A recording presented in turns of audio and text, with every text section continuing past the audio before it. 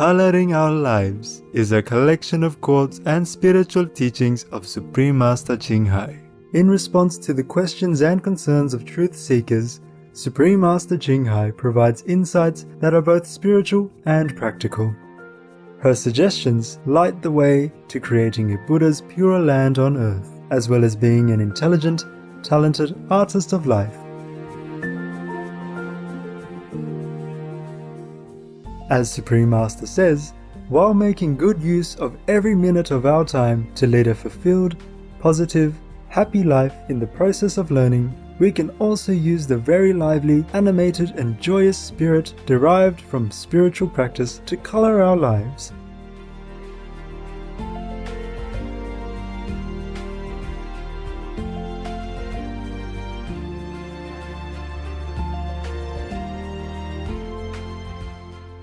Today we share with you the wise teachings of Supreme Master Ching Hai in excerpts from her book, Coloring Our Lives.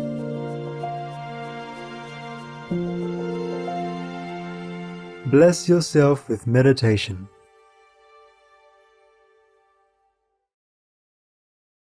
When we sit, we should relax. That's right. We should thank God for giving us time to rest.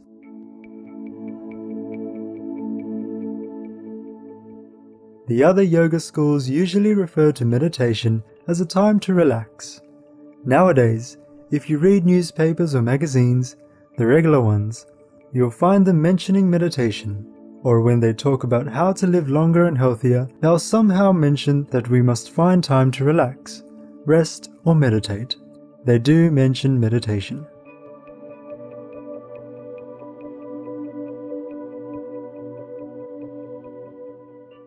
Meditation is very popular now. They don't say meditate to find God, but meditate to relax, to become healthier, feel better, live longer and be successful. That is, to be successful in every aspect. We must choose a time during the day to rest, not to sleep, but to meditate, or breathe in, breathe out, or whatever. Everyone knows about it now because science has proven it.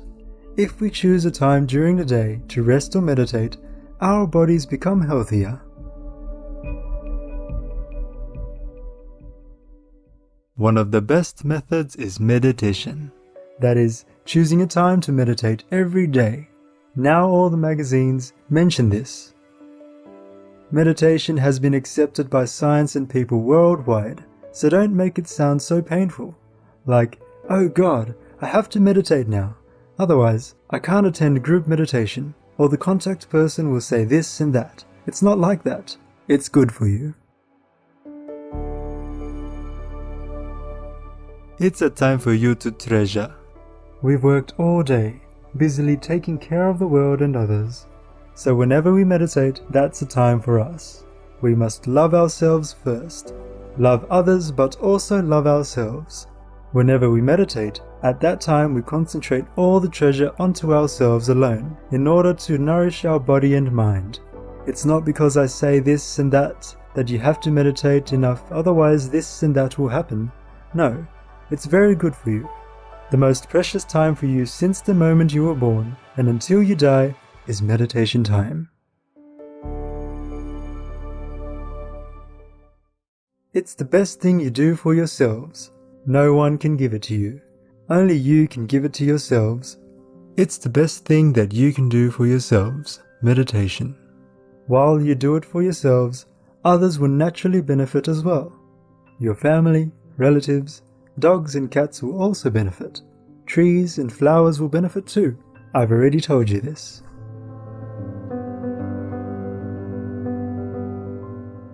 So when we meditate, the people and all the things around us benefit, but we're the ones who benefit the most. It's the best thing that you can do for yourselves, the best medicine to nourish your bodies, the strongest energy to nurture your brain, the best book to develop your wisdom. No matter how beautiful a car you have, how big a pearl you get, and no matter how expensive they are not as precious as the time you spend meditating for yourselves. That's the most precious gem in the whole universe that you can offer to yourselves. Like one initiate said, Meditation is resting, nourishing ourselves, bringing in all the precious jewelry to beautify you.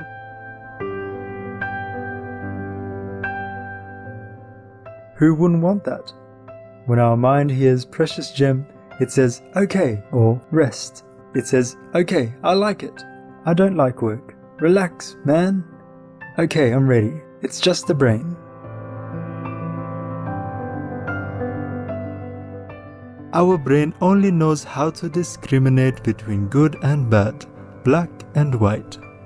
Work is a problem. Or job. Oh no, it's been working all day already. No, no, no. But if you say, okay, let's take a break, then it's okay. Our mind knows what good or bad, resting or working hard means. So whatever we say, it understands that way. We must teach it. Also, the cells in our body all listen to us. If you say it's good, then it's okay. And if you say it's bad, it thinks so as well. Therefore, Buddha said, all things are created by the mind.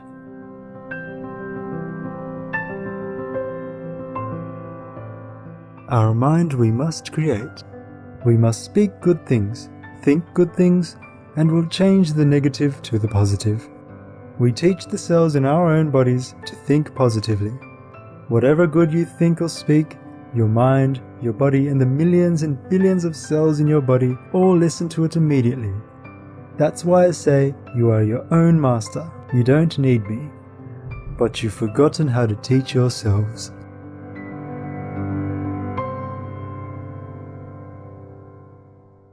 All day long you've been dragged down by the negative power, listening to bad stuff and then repeating this trash in your head. Whatever your mind hears, you let it think that way. Therefore, I've told you, don't listen to bad things, don't think bad things, and don't speak bad things. That's purifying your actions, speech and thoughts. If you hear anything bad, stop and toss it out. If you've already heard it, then tell your mind, that's not true, she's wrong, don't listen to her. We tell ourselves so our mind understands. These things are false information. Toss them out, trash them. Because if we accept it, our mind will think this information is okay, so it'll record it, and later it will spit it out. All the good and bad things in our lives are created by us. We say good things and our mind takes them and thinks, okay, it's good. We speak bad things and our mind hears them and thinks, okay, it's bad. So, who else is our master but we ourselves?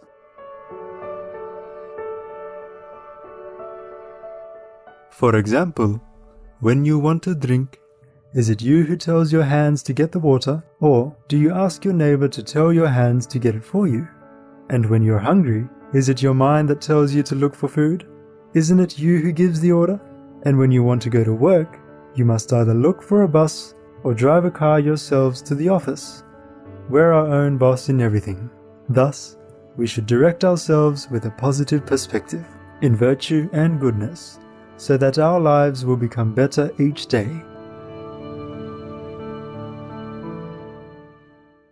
The bad things that happen in our lives are all created by ourselves. If they weren't now, then they were in the past. We put them in here, but we forget to cleanse them out, and thus they come back to harm us later. Therefore, don't blame anyone. From now on, whatever bad things you hear, you must tell yourselves immediately that this information is not true, is negative, is not good, and not beneficial to anyone or ourselves. Stop it. You must get rid of it immediately. When you go home, at night, recite the holy names to cleanse it out. And in the morning, pocket a big reserve before you go out. Therefore, you should meditate in the morning and at night when you come home. If there's some leftover garbage in your pocket from outside, meditate to cleanse it out. The more you cleanse yourselves, the better. The more surplus in your pocket, the better, so that when you run into some garbage, you can cleanse yourselves right then, so there's no need to carry it home with you.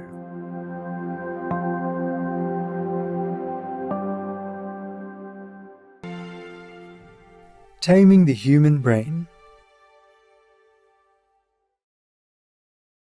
Don't make meditation a kind of work. It's just a relaxation time. Tell your mind it has nothing to do, and to just sit there relaxing. And if you cannot sit too long, you can lie down and rest. Make it pleasant.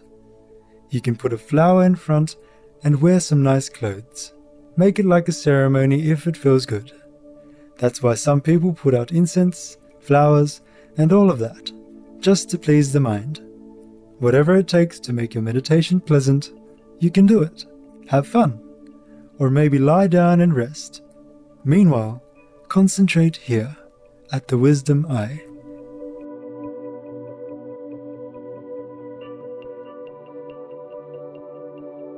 Make it pleasant at first. Don't make it too hard for the mind, because he doesn't like it. He doesn't like working. And if you're too serious, the mind will rebel, thinking, I don't like that. I'd like to have fun. I'd like to go out. I'd like to have music or coffee with friends. I don't want to sit here. So just make it nice. Invite some good friends, initiates, to come to your house, or come to their house, have coffee, chat first, or do something together, and then sit together, as if it is a part of the game, part of the fun. That's in the beginning. Later, you get used to it, and you don't need that game anymore. You can just sit anywhere and feel good.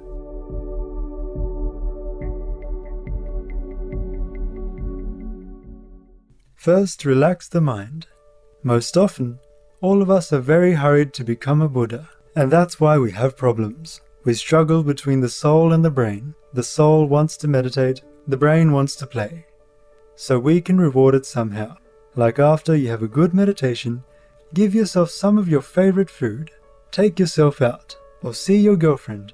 Do something nice afterwards. So the brain will know, okay, that's good. Train the brain just like you train a dog. You know how to train a dog. When the dog does something good, then you give him a reward. That's how he becomes better and better. Our mind sometimes is a troublesome thing. If you really sometimes don't feel like meditating, then just leave it. Don't force yourself too much. Just do something else, running or doing some exercise. And when you're tired, then you will like to sit down, and the mind will not make trouble. Actually, that is a problem when we are alone. Sometimes the mind tricks us a lot, and if we don't have someone to encourage us or to hold hands, we cannot continue so fast. That's why we need a teacher and friends, fellow initiates. Then we can talk out the problem with them, and sometimes they help.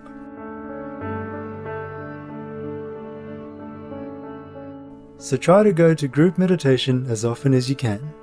You can talk over problems with your fellow practitioners, befriend them, invite them for coffee or tea to your house, and vice versa. Make it fun, and sometimes go out together. Have fun. Go to the cinema and do something together, so that meditation will become part of friendship and fun. At first, for some people, it's necessary. You have to find out what your mind likes, and then give him a little. Don't be too harsh on him.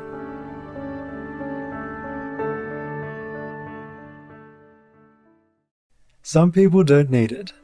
They love to meditate, so it's easy. But even then, when we enter some stages of meditation, we sometimes get stuck there. We feel suddenly that we don't want to meditate anymore. We don't want anything like that. We've had enough with Buddhas, or enlightened beings, and things like that. But it's just temporary. Then later, when you have friends, you read some spiritual books and listen to some spiritual tapes, or even read some Buddha scriptures. Maybe that's going too far, but some contemporary books about life and death, about meditation, and about the experience of heaven by other people. And then you will be somehow more stimulated to want to have the same experience, and so you will make more effort.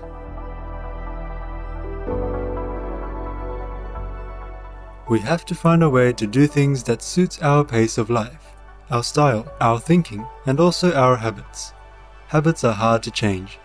We should do it slowly if we cannot do it fast. The purpose of meditation: realizing yourself and attaining inner bliss. Actually, when we're very happy, it's very difficult to meditate.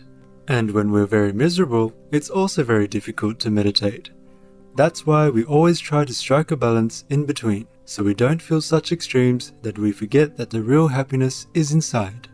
Truly, it is. Actually, if we truly rely on the inner happiness, then everything will come. Then we'll never be disappointed or have to rely on anyone. If someone comes, it's okay. Or if they don't come, it's okay. We don't feel so hurt or pained inside. So all the pain, sorrow and misery come not from the outside, not from other people. They come from our inner ignorance. We expect too much from everyone and everything, and then we are disappointed.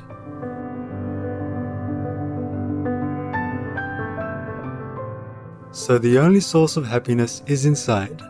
Whenever you meditate, try to get in touch with that source. For your sake, for your own happiness, contentment, satisfaction, you must always try to get in touch with that joyful center which is inside all of you.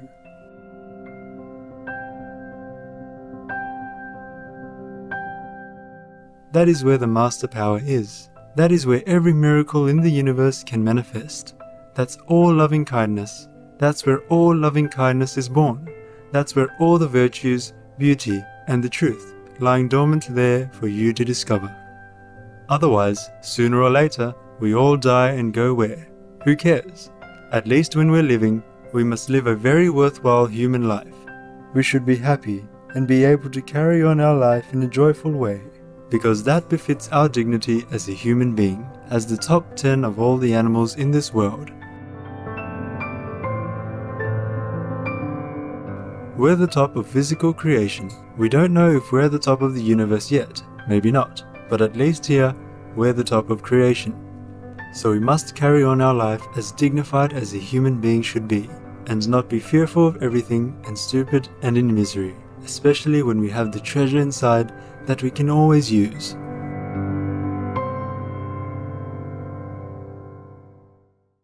That's the only purpose of meditation. That you know yourself and know what true happiness is. Not because the master says so and you have to obey the master. You obey the master because it's good for you, but you must know why. You must know it's for you, not for the master. The master doesn't care. I don't care. If you don't meditate, you don't meditate. It's your life. I can't control you, and I don't want to. If you control someone else, you're bound to him or her. Just like the policeman with a criminal. They're both handcuffed. The policeman has to take care of the prisoner. I don't want to be in that position. So whatever I tell you is good for you. And if what you hear is logical and you know it, then carry on. Not because I force you or anything like that. It's an honor. It's a privilege. And it's the best fortune of our life to be able to know such a secret. It's not being forced. It's not a bargain.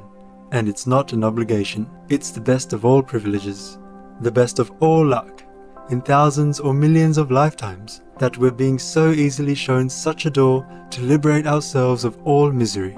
So work on it. That's all there is to it.